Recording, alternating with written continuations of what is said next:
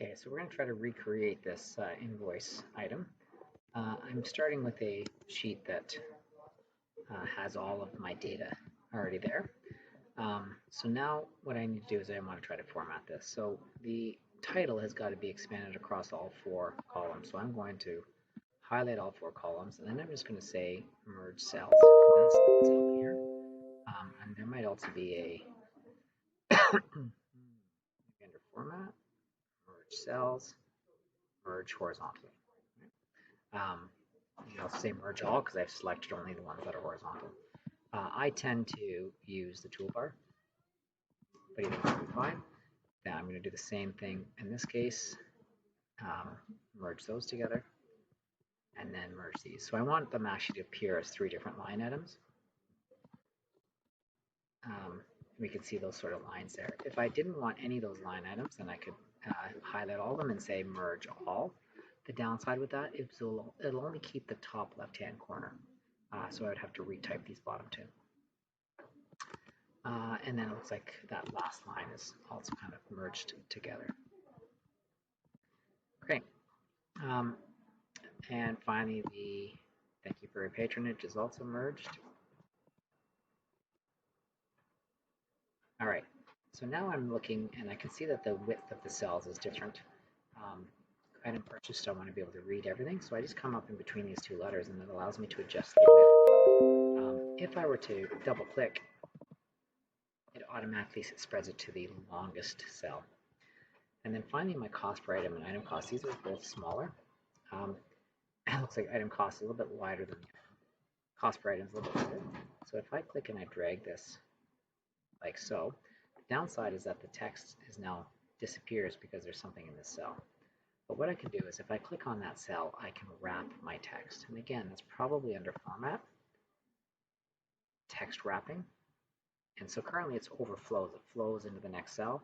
But I want to say wrap it. So I want it to wrap around onto a new line. So that's automatically done that, and it then adjusts the height. Item cost, I'm going to bring that a little bit smaller. And the same thing, in this case you can see it's overflowing because there's nothing in this cell. If I start typing here, you see that we lose that. We don't see it anymore. It's still there. But as I said, I actually tend to prefer to do it from the toolbar. So vertical alignment, text wrapping. I want it to wrap. Okay, both accomplish the same thing. Now these items I think are centered, so I'm going to center align that. And then these items are aligned at the top. So these ones I will align at the top. Okay, so this is looking a lot better. All of these should be centered. And then, as should the bottom part, for formatting, I'm going to highlight the table that I want. So this entire table here, I'm going to add borders. And basically, I want borders everywhere. So I choose that option as opposed to just, and then, sure, we'll grab it, as opposed to just the center or just a middle line. So I want everything highlighted. So this is starting to look like what I want. And then we can see some of these things should be bolded. So I'm going to bold the appropriate terms. Maybe choose a heading. Maybe I'll go with a slightly larger font. That as well. So those are the options that we can explore with. Now our item cost. You can see that I've actually included the format already for my subtotal. We have to add all those up, and you've already seen how that can be done. Item cost, just a reminder, we can say equals, and then we can put in whatever formula. And I gotta tell you, Google's getting smarter and smarter. They're guessing what we want.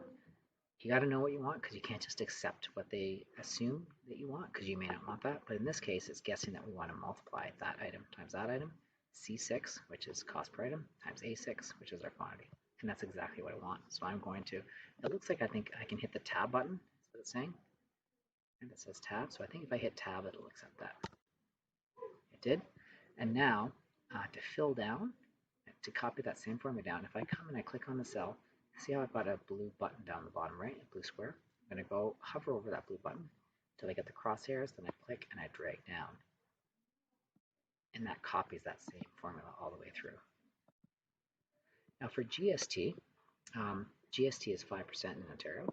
So 5% is 5 per, in French, 100 is 100, so it's 5 per 100. So what I can say is I can say that's equal to 5 per 100, that's 5%, and I have to multiply that. It's even guessing that I want the x, the times, which is our asterisk, and then I would multiply it by my subtotal. So the GST is 5% on my subtotal of items, so that's what that value would be. My PST is 8%. So GST is 5% in Canada. PST in Ontario is 8%, so that would be 8%. We would do the same thing, but the key thing is that the tax is only calculated on the subtotal. It's not calculated on the GST as well. You don't pay tax on the tax. So you're going to need to use the same concept, but an 8% value, and then our total bill will be our subtotal plus the taxes. Okay, that helps as you complete this assignment.